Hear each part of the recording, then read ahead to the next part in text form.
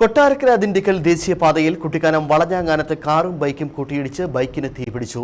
Bike യാത്രികനായ യുവാവിന് പരിക്കേറ്റു. പീരുമേട് പാമ്പനാർ കല്ലാർകവല സ്വദേശി അനൂപിനാണ് പരിക്കേറ്റത്. മുണ്ടക്കയത്ത് നിന്നും പാമ്പനാട്ടിലേക്ക് വരികയായിരുന്ന അനൂപിന്റെ ബൈക്കും എതിരെ വന്ന കാറുമായി കൂട്ടിയിടിക്കുകയായിരുന്നു. അപകടത്തിൽ ബൈക്കിന് തീപിടിച്ചു. കാറിനും ചെറിയ തോതിൽ തീപിടിച്ചു.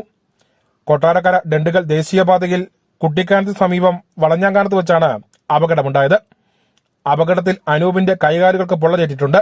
ഇയാളെ മുണ്ടക്കത്തെ സ്വകാര്യ ആശുപത്രിയിൽ പ്രവേശിപ്പിച്ചു. പീരുമേട് ഫയർഫോഴ്സ് സ്ഥലത്തെത്തിയാണ് തീ അണച്ചത്. അപകടത്തിൽ ബൈക്ക് പൂർണ്ണമായും കത്തി നശിച്ചു. അപകട സമയം ഇതുവഴി പോയ വാഹനയാത്രക്കാരും നാട്ടുകാരും ചേർന്നാണ് ആദ്യം രക്ഷാപ്രവർത്തനം നടത്തിയത്.